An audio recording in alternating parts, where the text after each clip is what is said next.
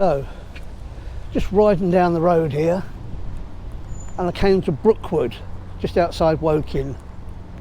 And I used to live here 50 years ago. Can't hardly believe it's that long ago. So I thought I'd stop and walk along the canal and just see how things have changed. Got to carry my helmet, but let's see what's happened. So this is lock 12. This is the end by Brookwood traffic lights. Never used to be water like this in this canal when I lived here. And we're headed towards lock 15.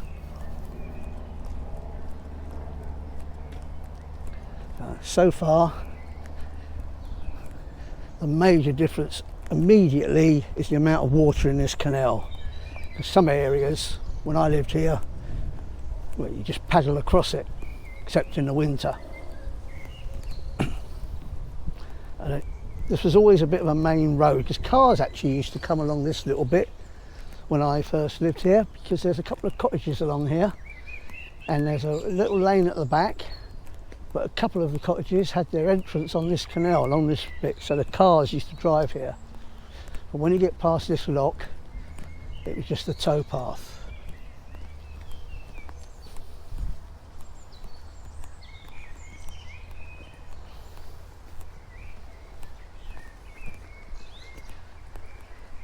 Plenty of birds singing, that's a nice sign.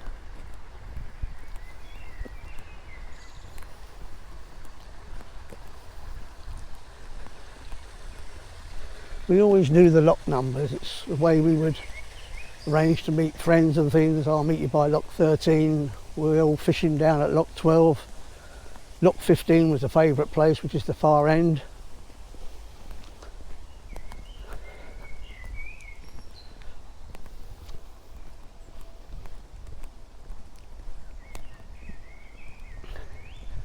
Looks like a bit of a bridge there, probably a bridge over a lock for some reason.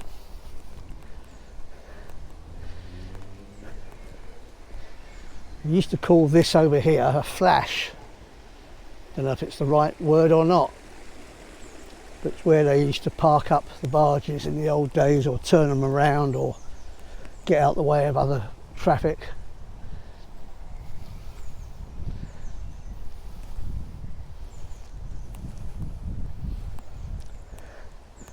Straight away I can see an old friend's back garden. That's where Richard Knight used to live.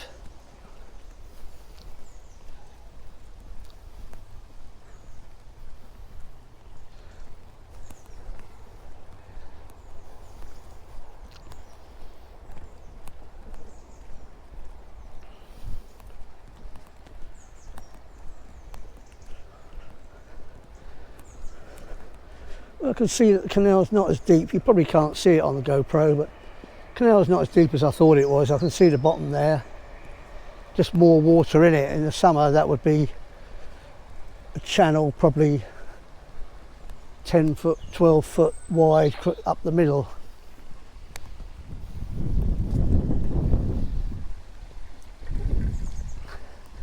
Yep, lock 14. This is the last lock until you get right up the other end of the village.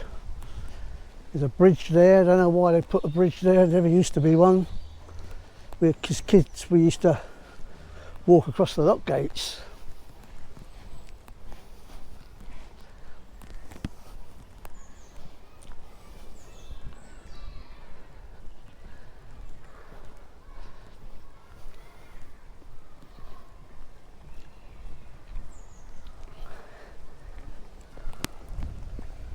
Well, cycles use it now,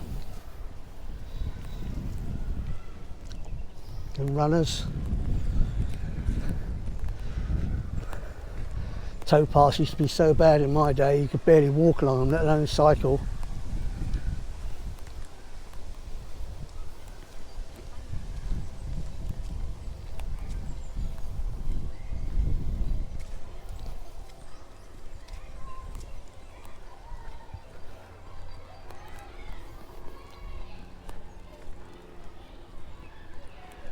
You can hear the kids just coming to the back of the school now. Just let this jogger go by.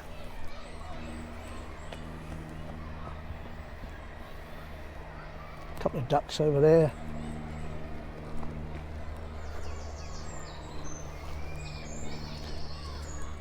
But so far it's miles better than it used to be.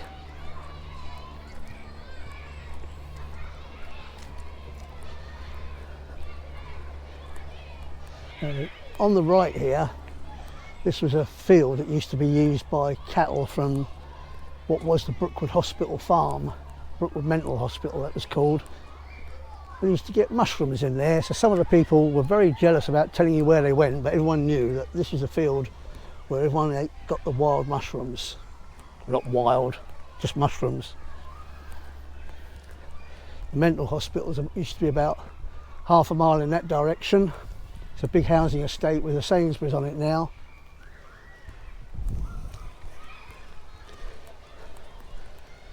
And behind us, where I started, that's more or less the end of Brookwood, although the road going to Woking is called Brookwood Lye Road. Lye, I think, means something to do with water seeping out the canal and making the ground boggy. I don't know, I think that's what it was supposed to mean.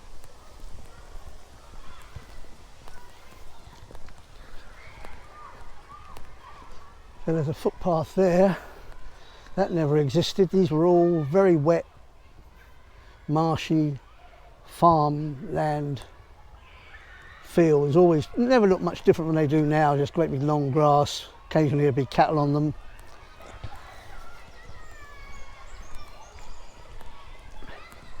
There used to be more trees on the canal side of this path, full of sort of small birds that live in rotten trees, blue tits, great tits, willow tits. And the other side was very, very untidy, and that's where you would get moor hens and coots and dab chicks nesting in the branches, because the branches would be sweeping right down into the canal. Nobody in those days ever tidied it up.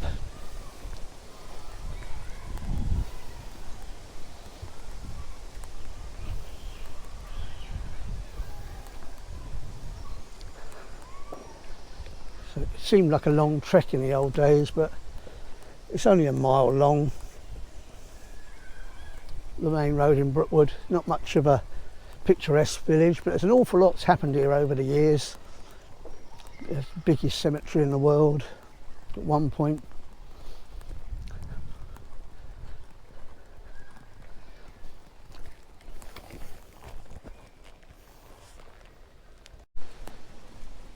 So once when I was about 16, I think, there was a guy from the mental institution found hanging from one of these trees about here. It was just about 50 yards away from the little road joins the path. And I came along and found the police just cutting him down, you know, maybe a few minutes earlier, and it would have been a very unpleasant situation, but he just hung himself. It wasn't unusual in Brookwood with the hospital where it is. A few instances of people throwing themselves in front of the railway trains and getting run over, jumping in front of cars.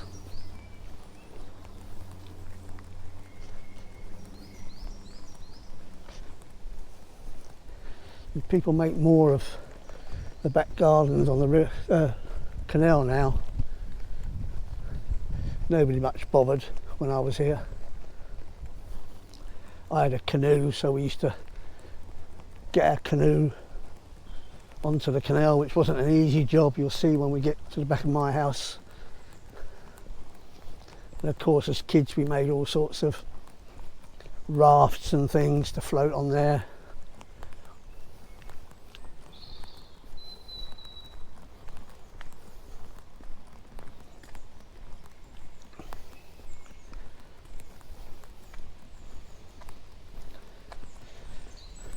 Going to come off the towpath for a sec. This is the old road that goes up to the recreation ground, and believe it or not, there's probably about 20 houses out on the common up there.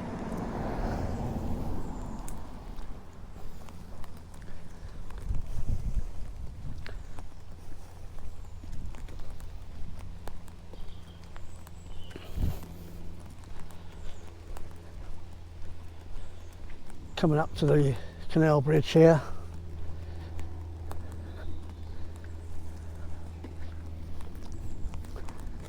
There used to be a little toll cottage on that. I think it was called Halfpenny Cottage, Toll Cottage, and the bridge was called Halfpenny Bridge. Doesn't look any different from my day.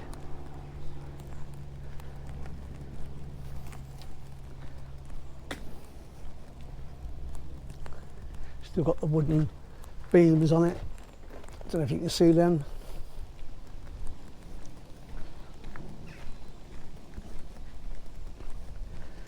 There's some new bungalows on the other side there.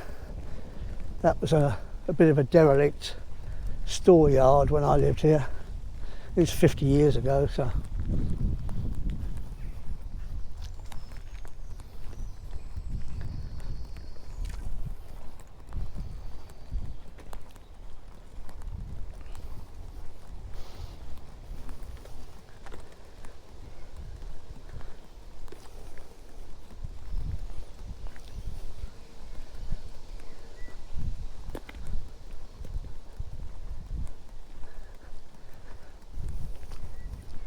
One of these houses here, I think it might be that one with the furniture covered up. One side of that arch was owned by a friend of mine called Richard Callahan and his parents, and we used to get live rounds of bullets from Bisley, put them in his dad's vice and hit them with a centre punch and try and shoot them across the canal here. Can you imagine kids doing those things now? And all these houses now making something of the I keep saying riverside, the canal side. Much nicer than it used to be. This track to the right, this leads up to some more houses up on the common. Always used to make me wonder what made them build houses up on a common.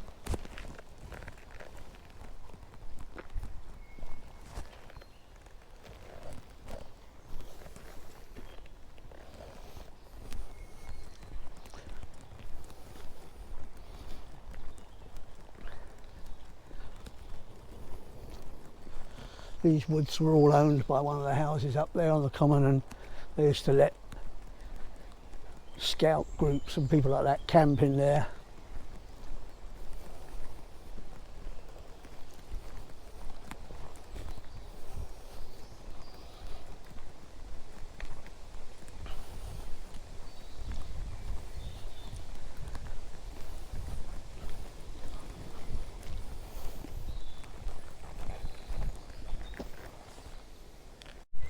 I'm surprised to see this paved path going the whole length of this bit of canal. I wonder how much further it goes. I'll have to come out here and do a proper walk all the way up to Deep Cut and see how it is. Looking nice though.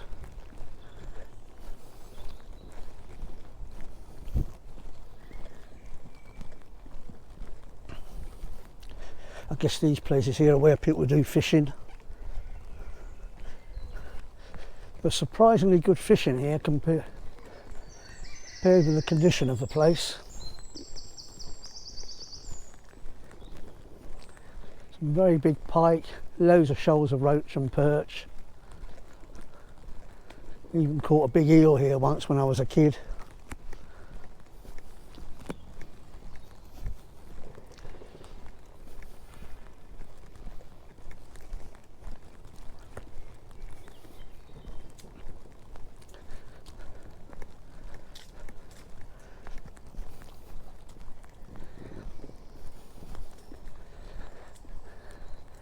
Just coming up to the back garden of Jeremy Fletcher. He's the guy I got my canoe off. Lived in the middle of that block there somewhere.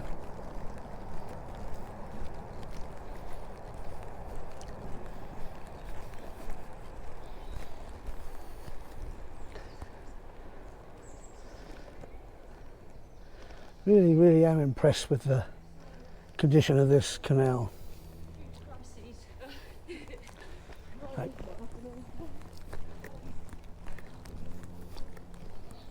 This This end house here used to be lived in by the fittest old man you would ever see and his ageing sister, who had played in the Wimbledon tennis tournament back in the 1920s. I think they came from some Russian state or some Eastern European state and just stayed here. And I think well into his 90s he still used to walk into Woking every day along the canal with his dog and a lovely old German Shepherd. It's the back of Riverside Close.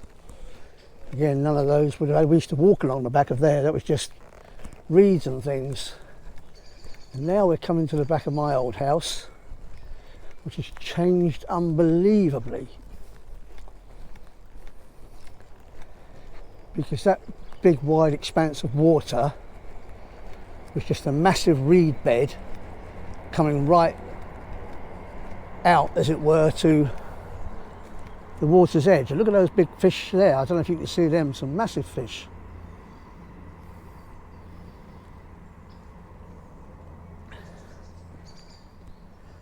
Unbelievable. Must have been stocked. And every year we used to get a swan's nest in those reeds. As I say, they used to come out 30 yards further than they do now, right out into the river.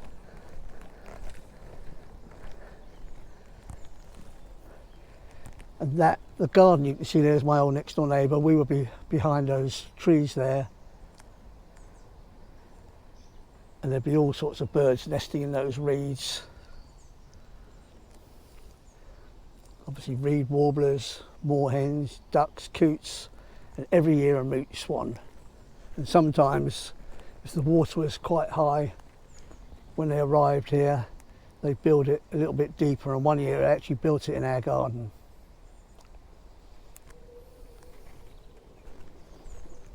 So what a change that is.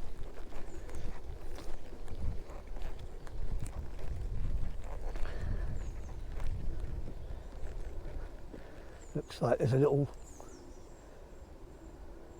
open space to get a boat out at the back of my old garden.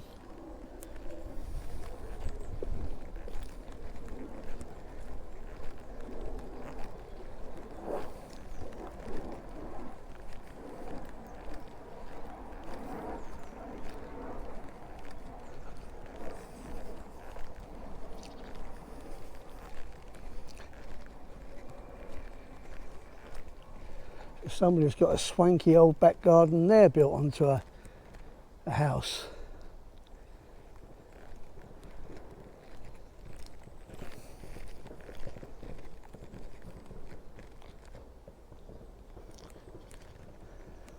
Somewhere here at the back of the David Taylor's old house. A couple more nice docks there.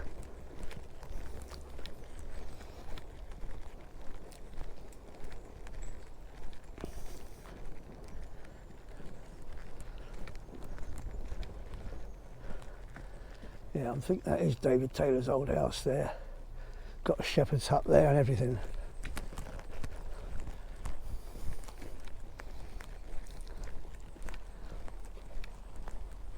So this has been really nice coming along here. First time I've walked along this canal bank for over 50 years. Can't believe how it's changed.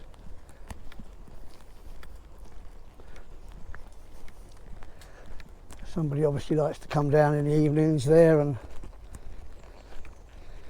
spend a bit of time by the canal.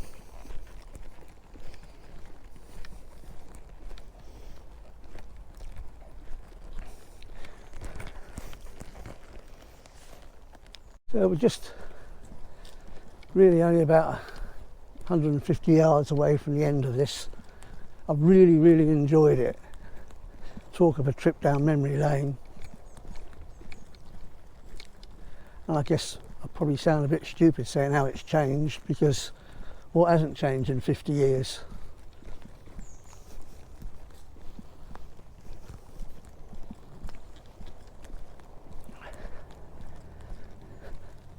when we moved here, we came from Cheam, I guess you call it South London, South West London. And I think we were the first sort of newcomers here since before the war. All the houses here were Edwardian, Victorian Edwardian, and we had the first houses built since then. We were the first people to move in.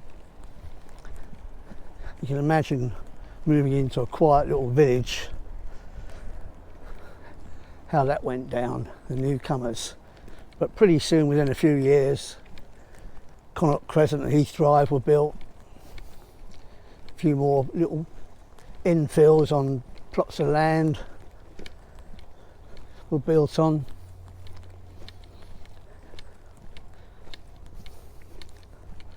As I said earlier, Brook was a funny place. It's just a one straight road, but if you delve into it, there's quite a lot been going on. As I said, it had the busiest cemetery, or biggest cemetery in the world, I think it was at the time, and The Omen was filmed there.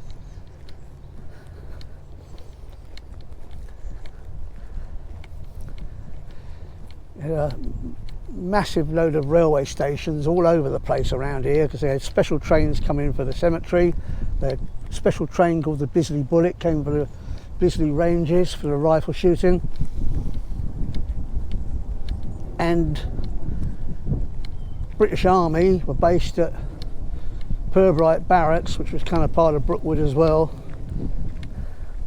And in the summer, when they went on leave, there'd be thousands of soldiers marching through the village, getting on special trains, taking them away on leave.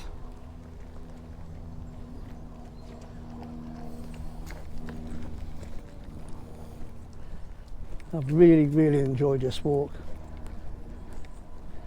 I think I'm going to have to go back to some other places I used to hang out as a kid.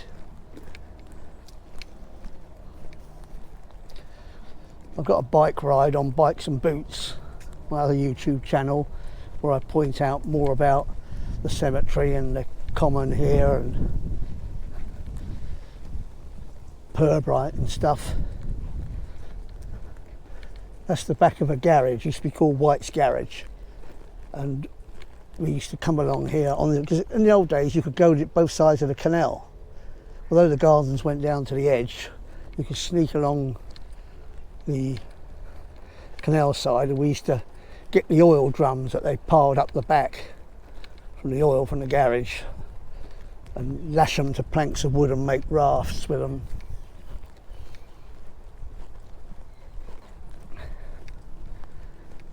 So just coming up to the bridge now where I left my bike.